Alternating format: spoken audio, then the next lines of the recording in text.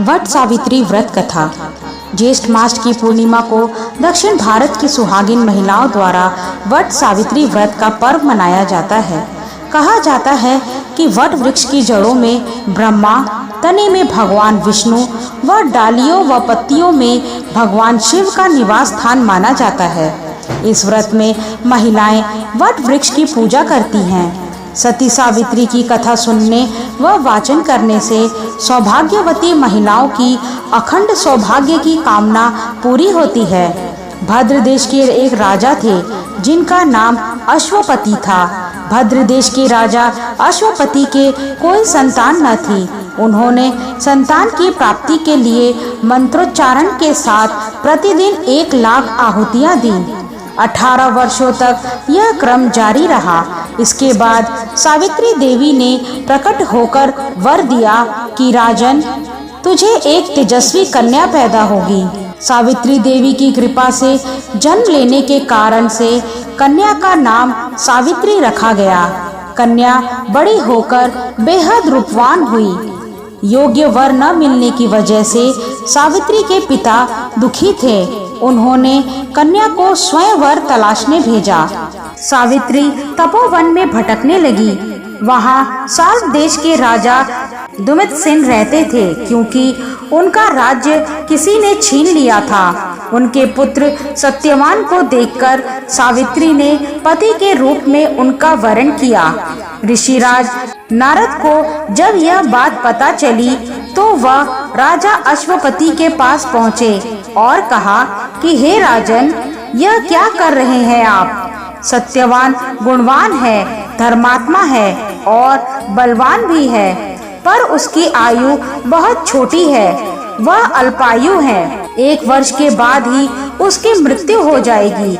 ऋषिराज नारद की बात सुनकर राजा अश्वपति घोर चिंता में डूब गए। सावित्री ने उनसे कारण पूछा तो राजा ने कहा, पुत्री, तुमने जिस राजकुमार को अपने वर के रूप में चुना है वह अल्पायु है। तुम्हें किसी और को अपना जीवन साथी बनाना चाहिए।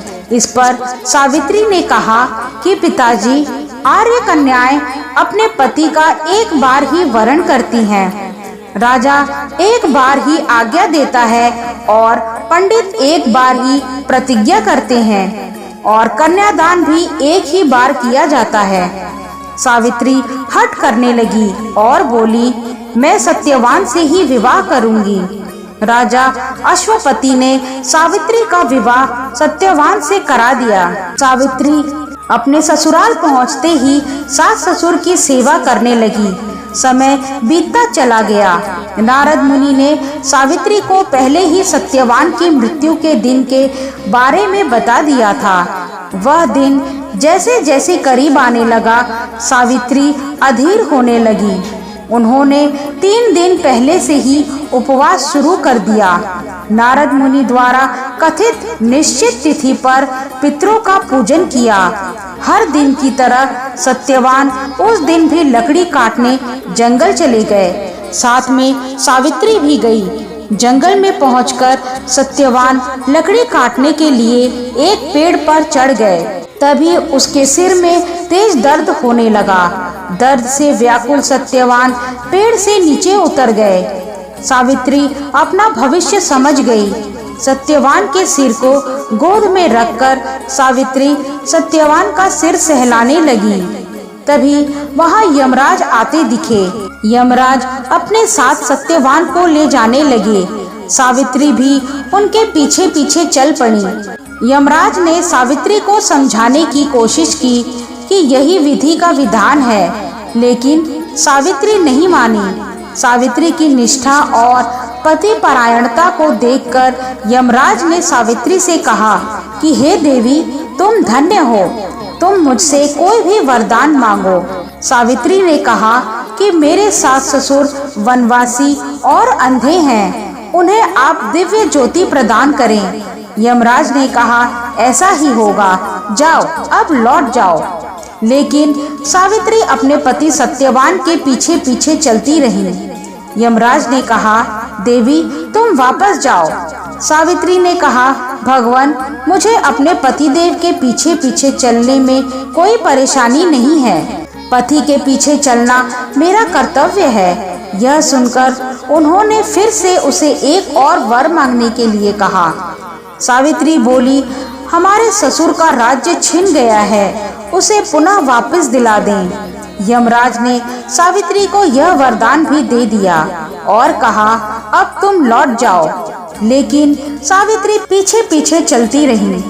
यमराज ने सावित्री को तीसरा वरदान मांगने को कहा। इस पर सावित्री ने संतान और सौभाग्य का वरदान मांगा। यमराज ने इसका वरदान भी सावित्री को दे दिया। सावित्री ने यमराज से कहा कि प्रभु, मैं एक पतिव्रता पत्नी हूँ। आपने मुझे पुत्रवती होने का आशीर्वाद दिया है। यह सुनकर यमराज को सत्यवान के प्राण छोड़ने पड़े। यमराज अंतर्ध्यान हो गए और सावित्री उसी वट वृक्ष के पास आ गई जहां उसके पति का मृत शरीर पड़ा था। सत्यवान जीवित हो गया और दोनों खुशी खुशी अपने राज्य की ओर चल पड़े। माता पिता को दिव्य ज्योति प्राप्त हो गई है। इस प्रकार सावित्री सत्यवान चिरकाल तक राज्य सुख भोगते रहे।